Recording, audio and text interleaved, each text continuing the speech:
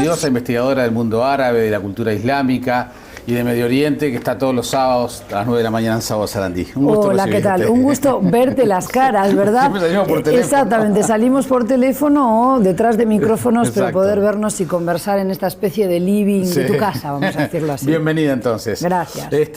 No, Susana, hoy hablábamos con Gonzalo Ferreira de lo que significan los puntos, algunos puntos generales de la gestión de Mujica y obviamente la presencia de las familias sirias y este acercamiento de Uruguay a una cultura de la cual tú venís hablando hace mucho tiempo, sí, pero ahora nos ha acercado como país, como que nos ubica a los uruguayos de otra manera, ¿no? Correcto.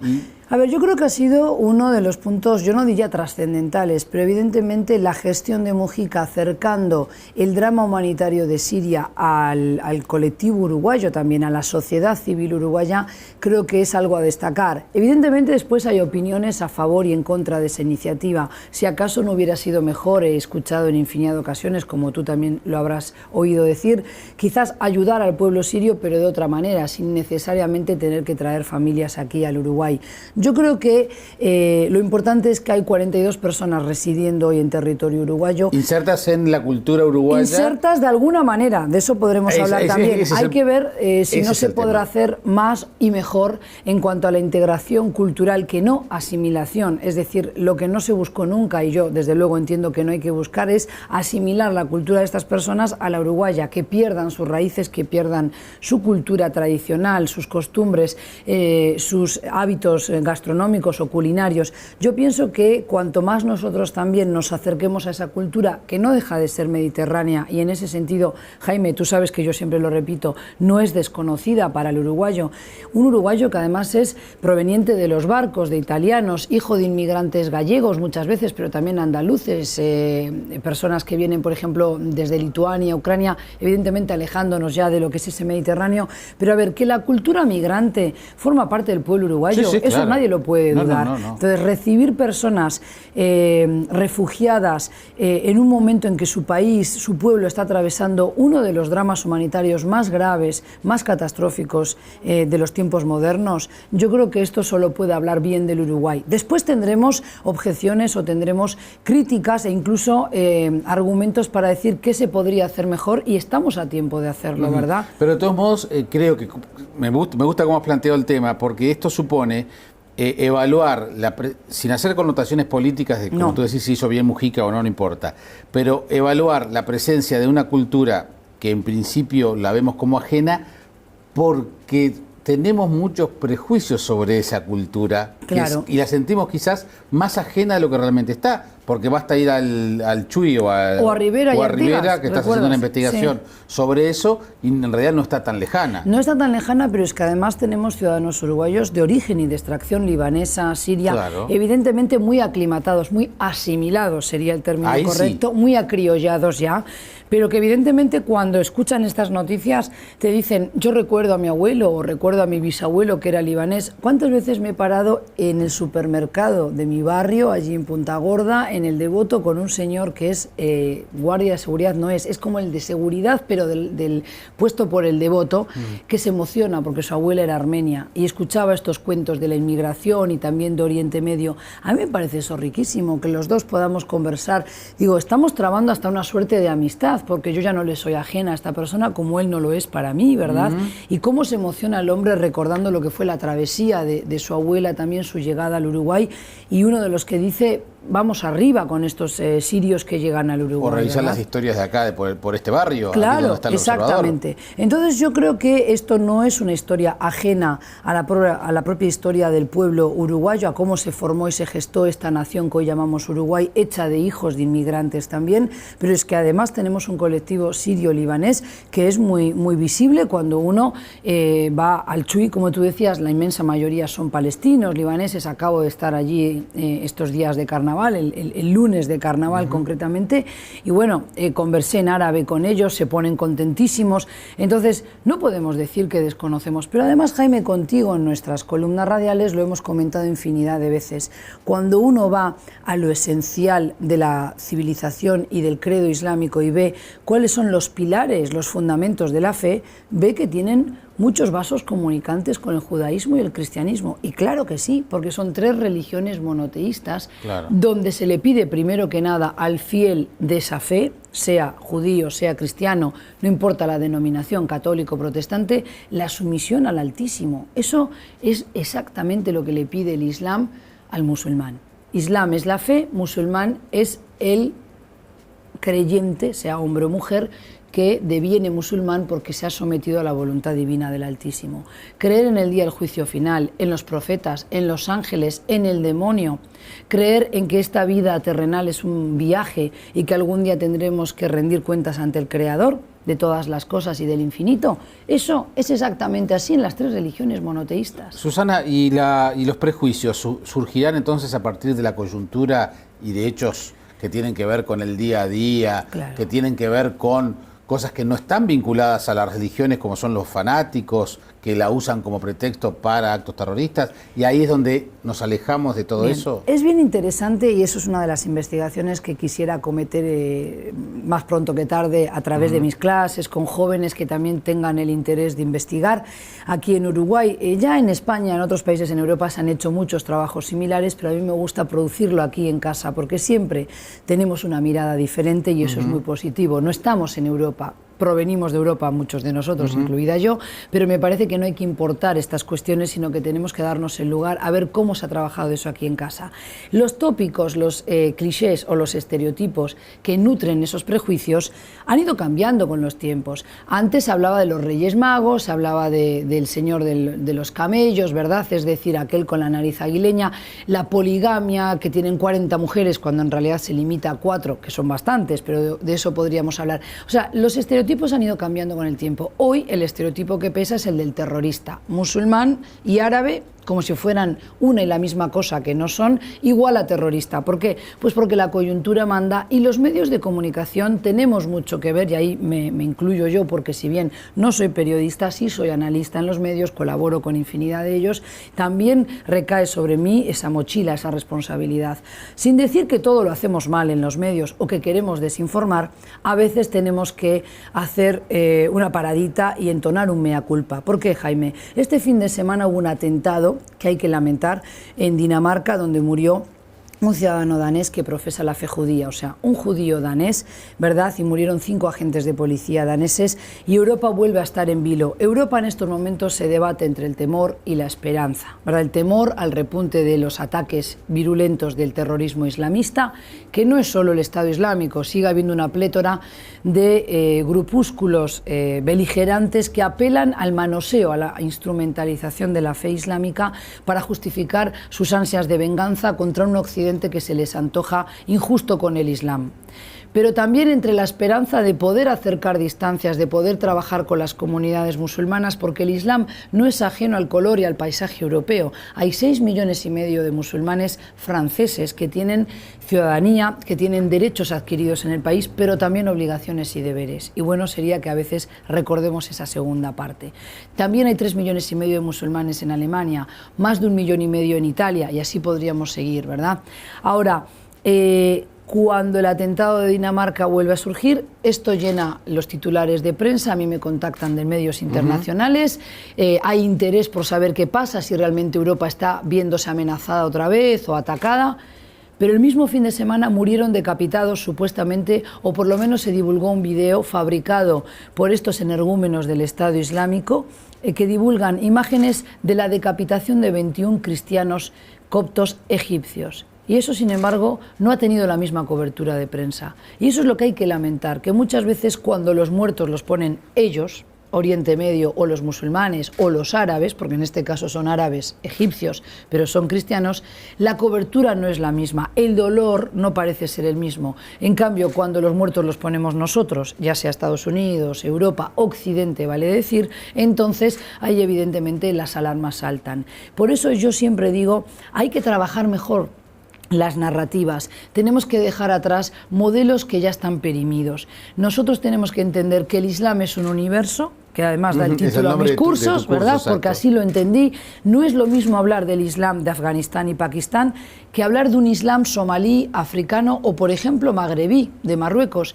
Pero si es que Marruecos está separado 14 kilómetros del sur de España, ¿cómo no va a haber mucha simbiosis, pero mucha afinidad cultural entre un ciudadano español andaluz y un tangerino, por ejemplo, o alguien residente en Rabat y Casablanca? Hasta la fisonomía pueden resultar muy similares, claro, el fenotipo. En cambio, si uno va a las estepas de Cachemira, que también son musulmanes, encontrará otra idiosincrasia, otra cultura de base. Eso cualquier uruguayo lo entiende, porque también en América Latina hay diferencias sustanciales entre un boliviano, sobre todo un guatemalteco indígena, por ejemplo, y una persona citadina urbana en el cono bonaerense, por no repetir, por ejemplo, Montevideo. Y Susana, y dentro de esos estereotipos que han ido cambiando, ¿está con más fuerza el tema de la situación de la mujer, por ejemplo? Sí, a ver, la situación de la mujer lo que ocurre es que suele ser un punto de lo que yo llamo punto de fricción. Es decir, es muy fácil señalar con el dedo acusatorio a la civilización islámica, decir, ustedes discriminan a la mujer, ustedes tratan mal. ¿Por qué? Porque hubo mucho discurso del velo, que yo llamo. Europa, sobre todo diarios en Europa, pero también muchos libros, a veces fabricados apresuradamente, ¿verdad? Muchos y muchas periodistas que han viajado, que han estado un mes o han estado 10 días en Afganistán y que después pareciera que lo saben todo acerca de los talibán, de la cuestión de la mujer afgana, y que muy apresuradamente sacan un libro muy comercial con un valor marketinero importante, pero que no refleja la multiplicidad de casos de mujer que existen hoy en la sociedad musulmana. Evidentemente que si vemos mujeres que están anuladas, oprimidas bajo un velo como es el burka, que no las permite ni siquiera ver, su visión está limitada, que no sabemos quién está debajo de ese velo, que es apenas una tela de crochet lo que les permite respirar y ver, eso se nos antoja totalmente injusto. O si nos hablan de la ablación del clítoris, pero mucha gente aquí en Uruguay desconoce que hay una tribu en Colombia que también practica, indígena evidentemente, que practica la ablación del clítoris, porque no es solo el Islam el que muchas veces quiere mantener a la mujer sometida al hombre, sino que son las culturas ancestrales, machistas, patriarcales, en ese esquema donde se entiende que la mujer prácticamente está sometida a la autoridad del hombre. Primero el padre, el progenitor, un hermano mayor en caso de que el padre fallezca, y después el esposo, ¿verdad? Entonces, no podemos seguir con ese discurso del velo, porque lo que necesitamos es correr nuestro propio velo occidental y entender que hay muchas mujeres hoy en el mundo musulmán, algunas de ellas con velo, otras sin velo, que también reivindican sus espacios públicos, que también quieren una emancipación, pero no necesariamente renunciando a sus claves culturales, es decir, al Islam y a la cultura árabe de base. ¿Tú viviste en esa sociedad? Yo he vivido en esa sociedad y aprendí a conducirme. ¿Te sentiste de alguna manera incómoda? ¿O no, si lo comparamos con cómo te sentís en Montevideo? No me sentí incómoda. ¿Por qué? Porque lo que aprendí es a manejar las claves culturales de aquella sociedad y aprender también a evitar, si alguna persona, generalmente un hombre, pretendía discriminarme en razón de mi género, yo lo que hacía era jugar con esa psicología y evitar esa discriminación. Evidentemente yo tenía una posición negociadora importante. Al ser extranjera, al ser europea, tener un sueldo que me permitía manejarme en ciertos círculos y esferas es mucho más fácil, pero eso pasa en todo el mundo. Es decir, ¿qué mujer es la que se ve sometida muchas veces a vejaciones y humillaciones en cualquier sociedad? Aquella que no tiene un respaldo propio económico, una independencia económica para poder dejar al maltratador y marcharse de la casa, o poder alejarse de la persona que la intenta humillar, ¿verdad? Y ahí no tiene que ver la religión, sino la cultura imperante. La diferencia, exactamente, la diferencia que hay entre un Uruguay, una España donde la tasa de violencia doméstica contra las mujeres, o violencia de género, como también se suele decir, es altísima, muy alta, y no se puede, claro, y no se puede, con saña, no se puede justificar por la fe ni cristiana ni musulmana en España, o si acaso se puede justificar porque la Iglesia católica en su momento también educaba a la mujer, en su momento, que no hoy, para que fuese una mujer más sumisa al hombre, una mujer más modesta, más recatada, una mujer que estuviera circunscrita a las tareas del hogar. Eso ya evidentemente esa cultura, ese discurso quedó atrás, pero no tanto tiempo atrás. Y es lo que olvidamos muchas veces en Occidente. Y yo no estoy intentando disculpar al maltratador o violento en el Islam. Lo que estoy intentando es dar argumentos para que podamos reflexionar qué hace falta para acercar las dos sociedades, la judeocristiana occidental y la musulmana. Y lo que hay de diferente es qué dice la ley al respecto. Mientras que en Uruguay las leyes que tienen que ver con, por ejemplo... O sea, la ley de Uruguay... La ley de Uruguay, o sea, cuando hay un caso de violencia doméstica y se denuncia, la ley actúa, ¿no? Las fuerzas del orden o un juez. Entonces, realmente ahí es donde vemos la diferencia. La sociedad uruguaya dice no a la violencia de género, no se acepta en esto, y la sociedad entera cierra filas en torno a ello, o la inmensa mayoría, mientras que en la sociedad musulmana se corre un tupido velo, aquí no pasó nada, y no se denuncia porque la mujer no se siente segura ni protegida después de la denuncia. ¿Las familias sirias que están acá entienden que se están rigiendo por las leyes uruguayas? Las familias sirias, primero que nada, llevan muy poco tiempo. Son personas que además ya venían de otro tránsito por otro país, luego han sufrido también desengaños, han sufrido decepciones, incertidumbres ya en el Líbano, llegan al Uruguay, son personas que, sobre todo en el caso de las mujeres, han estado dedicadas al cuidado de sus hijos y son familias muy numerosas con hasta 10, 12 hijos en algunos casos, con lo cual son mujeres sufridas, mujeres entregadas al hogar.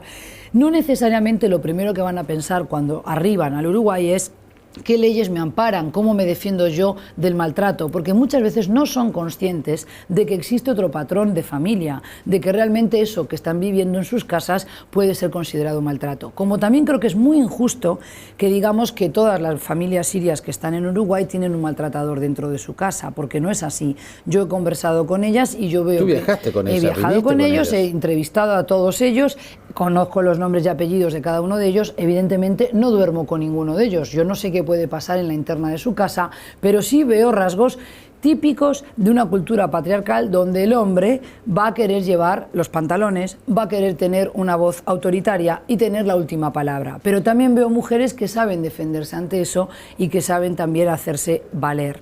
Lo que creo que ha sido bastante negativo y me sentí muy involucrada en ese sentido fue la publicación de algún artículo que ha salido en los últimos días en un medio prestigioso además y muy leído aquí en el Uruguay, donde personas venidas del extranjero, concretamente de mi tierra, yo creo que hicieron declaraciones que solo puedo tildar de canallas, porque sin tener información de primera mano, porque me consta que no se consultó a esta persona, porque no es un consultor, no es un analista internacional. Si acaso no sabemos ni a qué medio pertenece ni con quién trabaja, a mí me da mucha pena que todavía en Uruguay a veces personas que vienen del exterior reciben tanta plataforma, tanto micrófono, que yo creo que tú entiendes que no es fácil de hacer. Si tú viajaras mañana a Estados Unidos, no creo que uno de los medios más prestigiosos esté esperándote en el aeropuerto para pedir tu opinión sobre una decisión de Obama acerca de la reforma migratoria. Y eres un periodista, evidentemente, muy cotizado aquí en tu medio. Entonces yo creo que muchas veces los medios contribuyen a alimentar esos prejuicios y esos estereotipos. Las declaraciones de esta persona, que entre otras cosas demuestra ignorancia supina,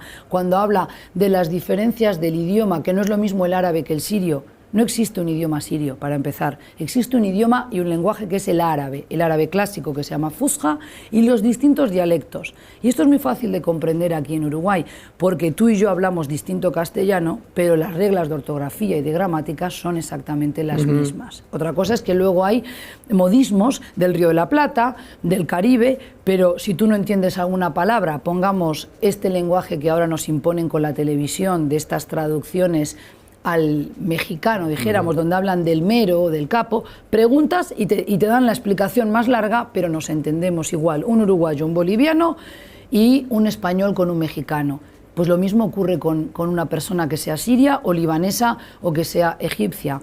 Diremos las cosas con distintas palabras, pero además el influjo, la fuerza, el impacto del cine egipcio, que es un cine que ha llegado a todos los televisores, a todas las pantallas del mundo árabe, se entiende perfectamente. Y es el idioma que yo hablo. ¿No hay un proceso de adaptación justamente de estas familias para que sepan en dónde están y que esas mujeres puedan sentirse quizás más respaldadas? Hay, hasta donde yo sé, porque yo participé más en la etapa de preparación de los viajes, del traslado de las personas, de la selección primero y luego del traslado.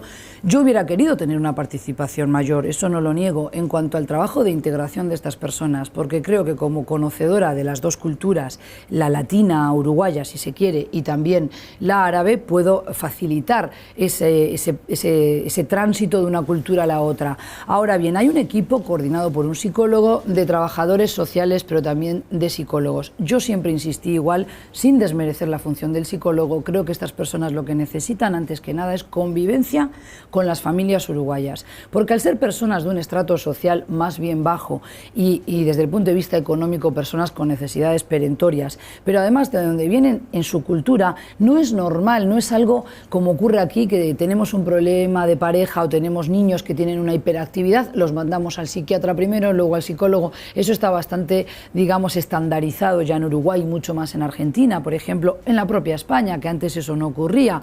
Cuando tú le decías a alguien hace 10 años, tienes que ir al psicólogo, ¿qué te contestaban? Yo no estoy loco. Y uno dice, el psicólogo no es para los que están locos, ¿verdad? Bueno, en el mundo árabe y el mundo musulmán hay otros mecanismos para justamente que las personas puedan sacar sus penas hacia afuera o sus depresiones. Hay otros amparos que hemos perdido en nuestra sociedad, y te va a sorprender quizás, a ti no, pero a nuestros televidentes quizás sí. Uno de esos refugios para el musulmán, ¿cuál va a ser? La fe, su religión. Por eso cuando algún psicólogo dice, no, están bien, no hay casos o no hay riesgo de suicidio, yo me sonrojo y me río, ¿no? Y digo, ¿cómo va a haber un suicidio? Si es un buen musulmán, si es un creyente, no va a cometer nunca suicidio. ¿Por qué? Porque sabe que está cometiendo un pecado y no lo quiere hacer, porque la vida te la dio el Creador, por tanto tú no te la puedes quitar. Lo mismo que en el cristianismo, lo mismo que en el judaísmo. Tendremos que juntarnos con Dios cuando Él nos llame a su seno, ¿no es esa la frase? Entonces, yo creo que lo que falta todavía por hacer es permitir que estas personas, primero, prioritario, que empiecen a trabajar los cabezas de familia, los jóvenes adolescentes que estén en edad de poder trabajar. Fácil. No hay nada fácil, pero si sus antepasados que llegaron a esta tierra en el 1900, analfabetos, a bordo de barcos, habiendo pasado hambre, frío o calor, pudieron integrarse a la sociedad, ¿por qué no lo van a poder hacer ellos? Evidentemente, este mundo tan globalizado permite que algunas cosas sean más fáciles y otras más difíciles. Todos ellos tienen celulares, me contacto con algunos de ellos, sobre todo los jóvenes, por WhatsApp, pero al mismo tiempo que eso pareciera que tiene que facilitar, evita que también se integren más. ¿Por qué? Porque hay otras distracciones. Si realmente no tuvieran un contacto con el novio que dejaron atrás o no tuvieran un contacto con la prima que está en Alemania, tendrían más obligación interna de querer adaptarse a lo que tienen, porque no están con ese ensimismamiento pendientes de lo que dejaron atrás. Es lo que yo intento decir, las nuevas tecnologías facilitan algunos procesos, pero debilitan otros, enletecen otros. Y hablando de procesos de adaptación, esto que estás contando de las familias sirias, ¿son las mismas reglas, por ejemplo, para los presos de Guantánamo? Bueno, yo entiendo que su llegada fue muy diferente, mientras que en el caso de los presos de Guantánamo también fue una iniciativa de gobierno, evidentemente, y del presidente Mujica concretamente, pero creo que ahí el PIT-CNT ha tenido un papel estelar que no lo está teniendo con las familias sirias. Evidentemente, al ser 4 varones y 4 personas solas, sin dependientes, sin familia y sin menores, es muy diferente también cómo se trabaja con ese colectivo que con familias. Yo creo que las dificultades de integración van a ser las mismas. En el caso de los ex detenidos de Guantánamo hay un agravante y es la cuestión psicológica, sí, de cómo venían ya después de esos 13 años de haber estado internados en condiciones deplorables y además con un apremio psicológico muy fuerte. Yo lo que digo es, ¿el Uruguay hoy puede recibir este tipo de personas? Sí. Lo que se necesita de parte de la persona también es el compromiso de querer, o sea, la cabeza abierta para decir, yo estoy en un país que aparentemente es europeo, que se maneja con códigos europeos y claves europeas modernas. Aquí hay wifi, conexión a internet, prácticamente hasta desde una playa, pues tú sabes muy bien que los sábados cuando estoy fuera de aquí hacemos nuestras notas radiales y nadie puede notar la diferencia entre hablar de mi casa y hablar desde una playa en Aguas Dulces, lo he hecho. Entonces, eso es maravilloso y por tanto esto les va a facilitar también la integración, en tanto que un país europeo que para ellos es el sumum del respeto a los derechos humanos, por ejemplo, pero a su vez es Latinoamérica. No, esto no es Alemania. con todo lo bueno y con todo lo malo que eso puede llevar. Evidentemente no estamos en Suecia, donde hay ministerios dedicados a los planes sociales de integrar migrantes. Pero te hago la pregunta, entonces, en función de lo que acabas de decir, tanto las familias sirias como los presos de Guantánamo, ¿quisieron venir a Uruguay? A ver, yo creo que en el caso de Guantánamo estoy aventurando una respuesta por lo que trascendió a prensa y no por lo que se me haya dicho, por tanto hay que tomarlo con pinzas, pero yo entiendo que los de Guantánamo, los detenidos de Guantánamo, hoy ya hombres libres, no fueron ellos que dijeron yo me quiero ir a Uruguay, me anoto, fue algo que se les dijo tú y tú tenéis esta opción, la tomáis o la dejáis. De hecho alguno dice que se quiere claro, irse. Y es normal que quieran irse allí donde entiendan que tienen o más redes de paisanos, más personas que profesan su fe, que tienen otro vínculo o que tengan familia, porque hay uno de ellos que tiene una madre argentina, seguramente algún pariente le quede a esa señora con vida en Argentina y pueda sentirse más arropado. Pero también para el caso de los sirios, y esto lo quiero aclarar, son personas que sabían, en el momento en que pisaron la embajada de Uruguay en el Líbano, vieron la bandera y yo conversé con ellos, que fue la primera persona, digamos, representación oficial con la que tuvieron un contacto. Estoy muy segura de que se les aclaró a qué país iban a ir, dónde quedaba ubicado, mostramos videos, mostramos mapas, hablé por largo y tendido tiempo con ellos y después tuvieron entrevistas con dos personas, dos funcionarios enviados desde el Uruguay, con lo cual, evidentemente, si ellos siguieron en la entrevista y siguieron, incluso ya de antes sabían a qué embajada iban a ir, qué país era, pero pongámosle desde el momento en que yo tomo contacto con ellos y me hago responsable de mis palabras. Evidentemente que sabían, por supuestísimo que sabían a qué país iban a ir. Ahora claro, en el afán de querer ilusionarse con un nuevo futuro, de repente también esa necesidad hizo que dijeran yo voy con mi familia. Yo lo que creo es que, como todo colectivo de migrante, ellos también tienen una idea de lo que debe ser un plan de integración, han oído hablar sobre todo parientes que han ido a Alemania o a Suecia y quieren que sea exactamente lo mismo. Y claro que no lo va a ser. Como también las limitaciones no van a ser las mismas. En Alemania les darán una facilidad, pero hay otras que no se les brinda. Uruguay, y lo digo ya como extranjera que soy, es un país maravilloso con el extranjero si tú intentas adaptarte al Uruguay. Evidentemente te puedes encontrar personas en la calle que en un momento de estrés o de un encontronazo te puedan decir gallega, andate a tu país. Pero cada vez lo escucho menos y al contrario, se acerca la gente a elogiar el trabajo que desarrollo. También me podrás decir, tú eres una privilegiada, no llegaste en los mismos términos. Evidentemente que no, pero todos los días hago el ejercicio de acordarme que esa playa, esa puesta de sol son maravillosas y que hay que valorarlas. Porque si uno siempre está viendo el vaso medio vacío, no disfruta de la otra parte que te puedes beber. El Uruguay ofrece una gran calidad de vida si la sabes disfrutar. Muchas veces, y aquí también lo veo, hay uruguayos que sueñan con Europa. Sí, en España hay puestas de sol maravillosas, playas muy benditas, pero a lo mejor el parador, el chiringuito que decimos nosotros, está tan atestado de gente, con tantos niños haciendo ruido a tu alrededor, que no disfrutas de ese momento. En Uruguay a veces careces de algunos servicios, pero tienes la naturaleza, tienes la oportunidad de estar otros tiempos dedicados al ocio que no se pueden hacer en Madrid, por ejemplo. Claro. Con todo lo que supone una capital como Madrid. Y lo mismo con Alemania. Estas familias sueñan alguno que otro con Alemania. En Alemania hay muchos meses de frío, llegarían a un país donde hoy evidentemente no quieren más inmigrantes y mucho menos si son musulmanes.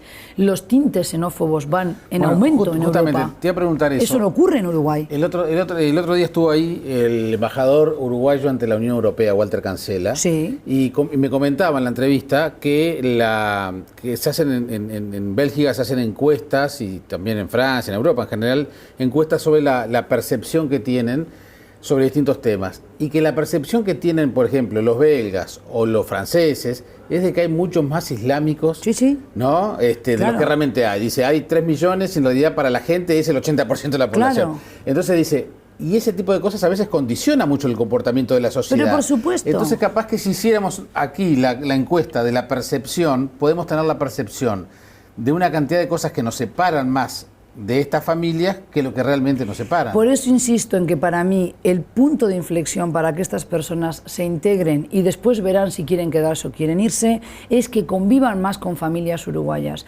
Yo he insistido en que tengo estudiantes de lengua árabe, pero también de cultura islámica, que tienen esa mentalidad abierta, que son personas uruguayas, sobre todo jóvenes, como tanto adolescente que viene con estas familias, porque muchas veces, o casi siempre, el adulto ya está demasiado rígido para cambiar sus modas, sus formas de ser y también sus modos, no solo la moda, sino los modos, quise decir. En cambio, los jóvenes, los niños son más flexibles, más adaptativos. Entonces, si estos jóvenes adolescentes conviven con más uruguayos, van a jugar un partido de fútbol sin ningún representante del gobierno ni ningún trabajador social, una vida normal. Si van a una cancha de fútbol frente a la Rambla o salen a ramblear, a hacer un paseo, mirar a las chicas, conversar con algunas de ellas, aunque sea por señas, van a empezar a disfrutar su vida de otra manera y ellos mismos van a estar transmitiendo esa alegría a sus padres. Pero claro, si seguimos teniéndolos de alguna manera tan arropados, tan contenidos, tan en departamentos estanco,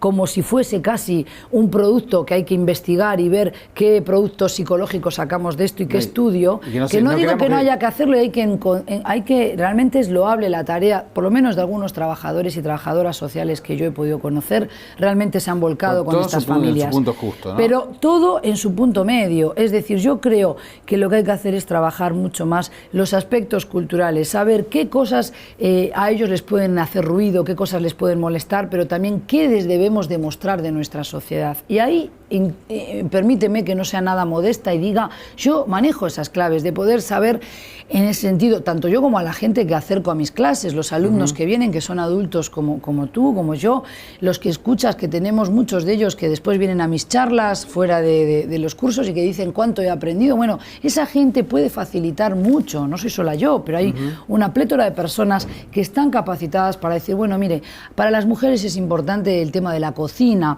el tema de los niños. Bueno, vamos a hacer una jornada donde mujeres uruguayas compartan una merienda. ¿Tú ahora no estás asesorándolos? Claro, yo en estos momentos siento que podría estar haciendo una tarea mucho más importante de la que hago. Yo estoy a las órdenes, yo me he ofrecido en más de una ocasión y sé que el canciller eso lo valora, pero sinceramente yo creo que se podría trabajar, o sea, desde la coordinación, desde la Secretaría de Derechos Humanos que sigue a cargo de este programa, yo he hecho en falta más llamadas de decir, Susana, cómo podemos manejar estos aspectos, porque después en ese barrer que hacen personas como esta nota que yo comenté que se publicó hace pocos días, yo me siento profundamente herida y ofendida, porque lo menos que hice fue ir de turismo al Líbano.